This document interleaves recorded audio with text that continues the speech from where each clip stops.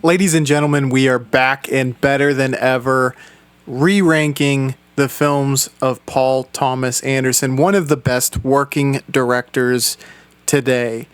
And I want to say, of his 9 films, I don't think there's a bad one in the bunch.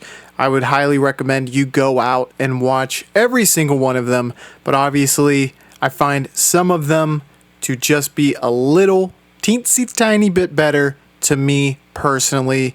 And we're going to start with number 9 right off the bat, which is Hard 8. There we go. It's me and you. You know what I'm saying? Fucking 100. Hard 800. Me and you, big time. I think this film, as a debut, shows immediately that Paul Thomas Anderson is a force to be reckoned with. It's really cool to see Philip Baker Hall be the star of the show and see John C. Reilly have such a big role in this film. Samuel L. Jackson is tremendous. Philip Seymour Hoffman maximizes his minutes in a cameo sort of role.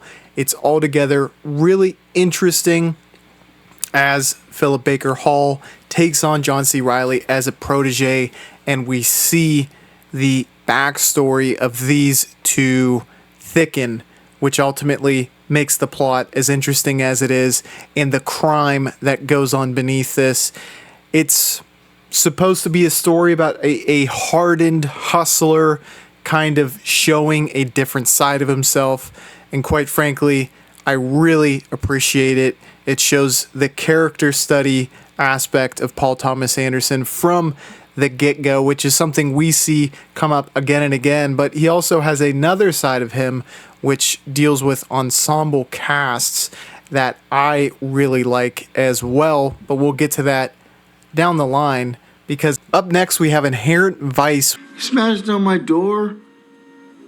Come on. Which is based upon the book of the same name by Thomas Pynchon. This has been said by those who have read Pynchon's works, as well as the actual work in which this is based, Inherent Vice, a hard to adapt writing style. And while I do think this perhaps just slightly contributes to this film not being quite upon the level of the best Paul Thomas Anderson works, it's still an interesting watch. It's a neo-noir, and it feels like the love child of The Big Lebowski and The Long Goodbye. It's an interesting mystery that we are kind of on the sidelines as the audience as we get to watch. Joaquin Phoenix does a tremendous job as the lead. The central mystery is altogether very, very intriguing. But this also, and what makes it feel really cool and something to watch for no other reason other than this alone, would be it does feel like it is a illustration of the end of the hippie culture, as everyone's kind of waking from their druggy haze.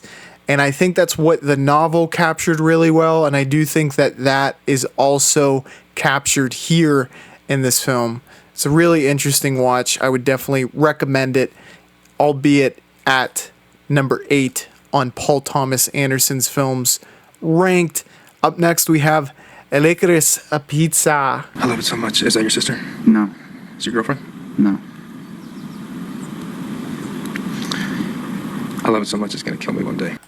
Not a Irish movie, but one that I'm kind of above consensus on, and I feel like a lot of people who really appreciate the coming of age nature of this will really, really enjoy it, as I did. Licorice Pizza has this real upbeat energy that you do find in some of Paul Thomas Anderson's his works. First and foremost, it's so cool that Cooper Hoffman's debut was with Paul Thomas Anderson, who was a longtime collaborator with Philip Seymour Hoffman, who of course is Cooper Hoffman's father. Elena Haim was really good as well. Sean Penn did well, but we would be entirely remiss if we did not mention Bradley Cooper, who is, when it comes to short run time, big impact MVP, Bradley Cooper is that guy. And his scenes are among the best of the film, but it is a tremendous romance, which of course is made between Alina Haim and Cooper Hoffman. It's funny. It's a great coming of age story. I really like this, and I think it's one of the, I guess, unsung heroes of Paul Thomas Anderson's works that I really, really liked. Oh, but something to mention is the box office of Inherent Vice and Licorice Pizza did not do nearly as well as what you would expect from a Paul Thomas Anderson film. In fact, would be considered to be box office failures. And you don't want to be a failure by failing to subscribe. You've joined me in this journey as we discover and explore and discuss Paul Thomas Anderson's works. And I have done this with Quentin Tarantino, Stanley Kubrick, James Cameron, many, many more. Leone is in there. Great directors, Tarkovsky, as well as just film analysis, deep dive podcasts. You're going to love my channel, so please, please click the bell icon, subscribe to the channel, let me know what you thought about this list, and every single subscription really helps. Moving forward, we have none other than Punch Drunk Love. Can you help me? Mary, I'm a dentist. What kind of help do you think I can give you? At number 6. It's been said time and time again, but it bears repeating.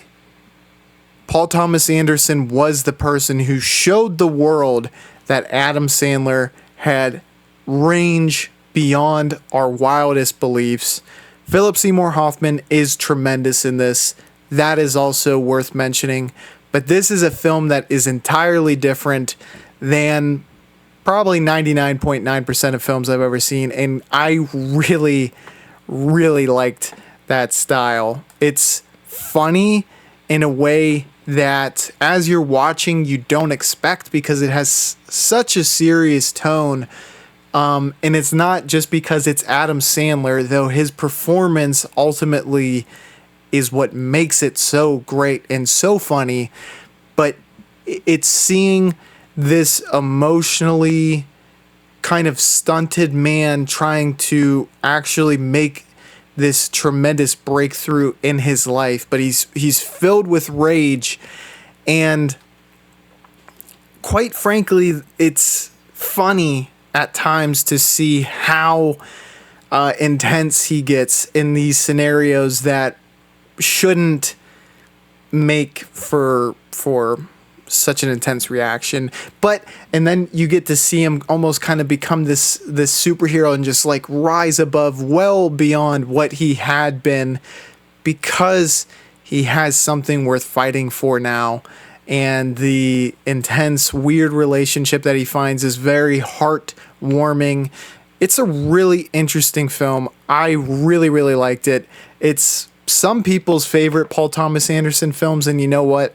I think there's a great argument to be had that is the case, but I would intensely recommend this for anyone who likes Paul Thomas Anderson's works, Adam Sandler's works, Philip Seymour Hoffman's works, or is just looking for a really offbeat romantic comedy, because this is one of the very best.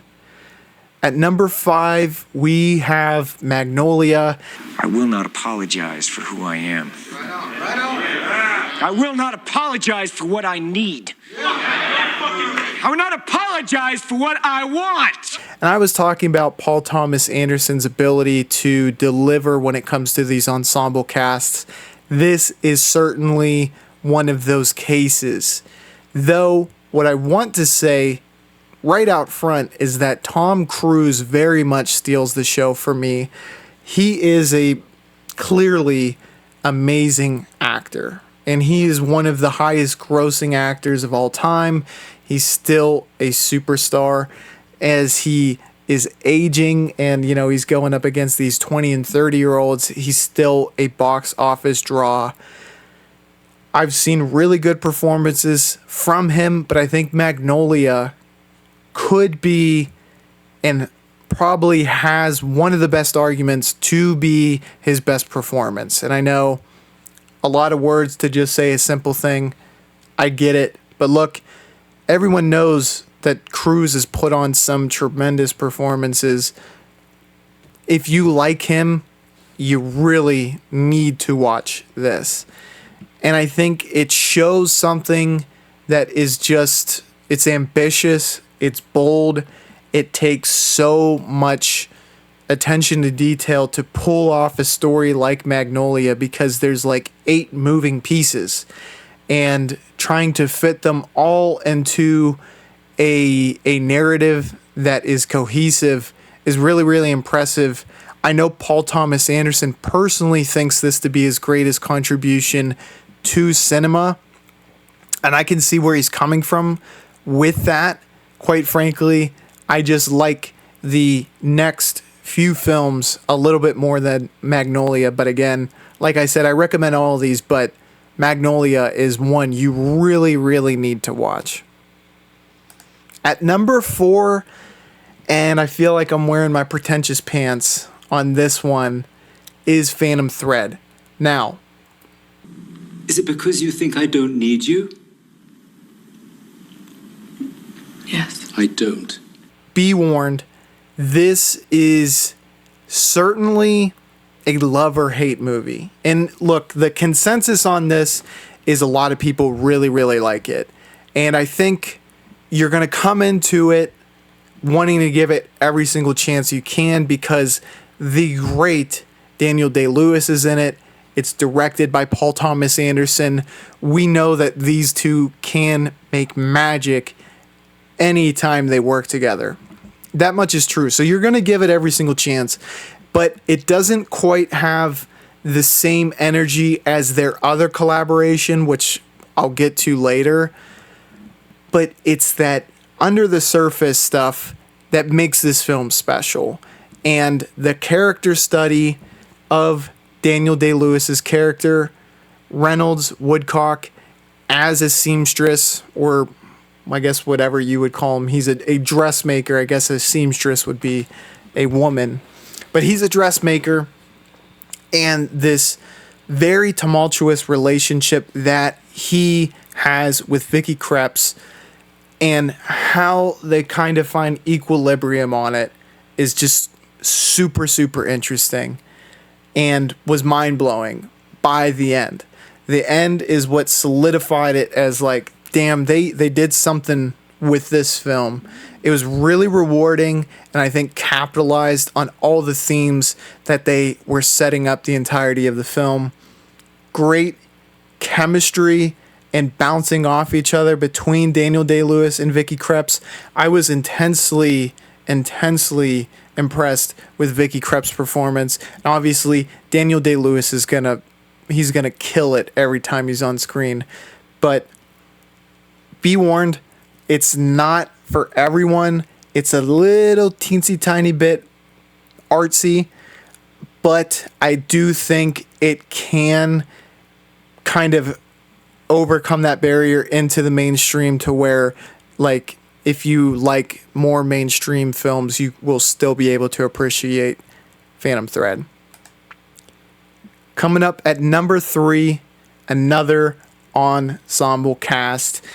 And I do think there's definitely a huge argument to be had, Magnolia or Boogie Nights. And granted, the tapes themselves are your bit, are your, that you own them, okay? But the magic that is on the tapes, that fucking heart and soul that we put into those tapes, that is ours. Personally, I obviously like Boogie Nights just a little bit more. Marky Mark and his funky bunch, and I had to say that, were tremendous in this. You got Burt Reynolds, Julianne Moore, John C. Reilly, Heather Graham, Don Cheadle, Philip Seymour Hoffman, many, many more, and all kill it. And I'm not even mentioning some of the people who made specific scenes, like the drug dealing scene with the actor whose name I'm absolutely blanking on now, but you'll definitely let me know down in the comments. That is a famous scene from this and is absolutely bonkers. And then we have the New Year's Eve party, which is made tremendous, funny, but in a pitch black type of way, with another actor whose name you'll let me know down below. But it's the rise of Dirk Diggler in the porn industry and the enormous fall, and kind of exploring the psychology of these people who were attracted to this industry that had promise to make them famous in a way that they could only dream of, and then for those dreams to quickly get extinguished. It's tremendous. Talking to GDQ, which is a collaborator from way back, he had brought to mind a comparison that I had never thought of, but the structure of this film very much follows that of Goodfellas, where it's the first half just building up to the peak of their lives and it's the absolute high point, and then there's a huge moment that completely sends it on a downward spiral. And I clearly like that structure. Goodfellas is one of my favorite movies of all time. It worked with Boogie Nights, and all of the tremendous performances really sealed the deal to make this a masterpiece in my mind. At number 2, we have a film that I had to rewatch before I would re-record this video, and that is The Master, of course. Maybe in the next life. If we meet again in the next life, you will be my sworn enemy, and I will show you no mercy. And I want to say, I don't know how any of you were able to look at me the same way after I so disrespectfully put The Master so high, or I guess low, rather, on my list before. I rewatched it, and it is a masterpiece. To see Joaquin Phoenix and Philip Seymour Hoffman, who are both at the absolute top of their games, bounce off one another, is nothing short of magic.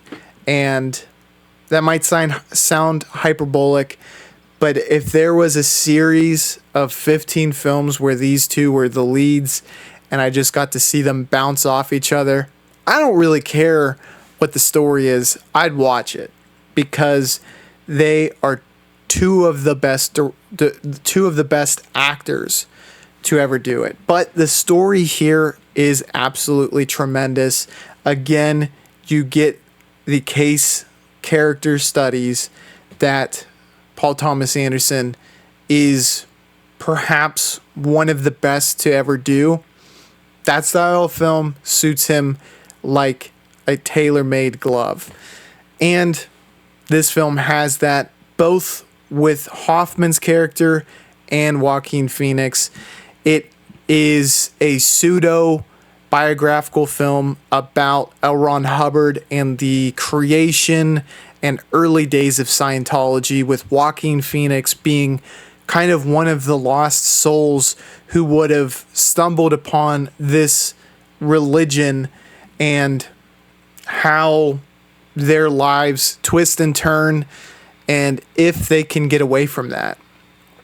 What I find to be really interesting is the idea which is posed to both Joaquin and the audience at the end of the film, which is, if you can find a way to serve life without any master, you will be the first to do so, and let me know.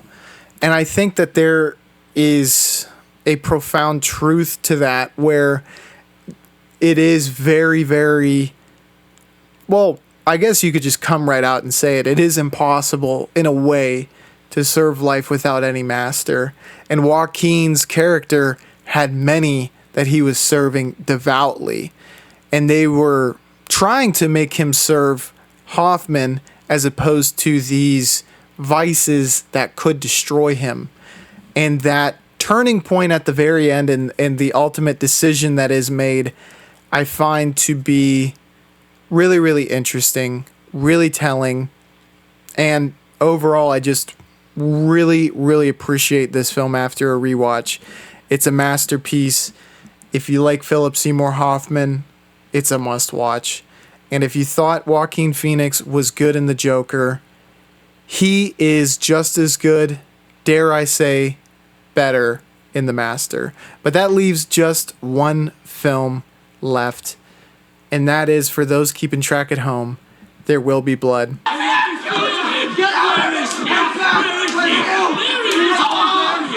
Do you accept Jesus Christ as your Savior? Yes, I do. Look, Daniel Day-Lewis is an absolute G. We know that to be the truth. Paul Dano is also tremendous in this film. From the 8 minutes without dialogue at the very beginning, to the church scene, to the milkshake scene at the end, this film just has these set pieces that you won't forget for a very long time. Daniel Day-Lewis's character is so freaking interesting. The entire film is so gripping, and it never lets you go. I can't sell this film hard enough. It is, in my mind, and look, Gangs of New York pretty much put Daniel Day-Lewis on a pedestal for me, but There Will Be Blood was the film that solidified DDL as one of the best of all time. And I don't know if he has a better performance, though I have a lot of films that I need to watch with Daniel Day-Lewis, but if he has a better performance than he did in this, let me know down below, because I'm going to have to check that out. But to me, this is pinnacle Paul Thomas Anderson. It's an intense character study that just never lets off the gas. And it's an absolute masterpiece and one of my favorite films. And clearly the people of Letterboxd agree this is one of the best films of all time. Let me know your thoughts on this list down below. I definitely know it's a super subjective matter. Some of your favorites are probably lower on this list, and some that you probably didn't quite mesh with are higher. Let me know what you would rank it down below, and be sure to hit that bell icon so you don't miss a video, and I will catch you on the flippity floop. Bye, y'all.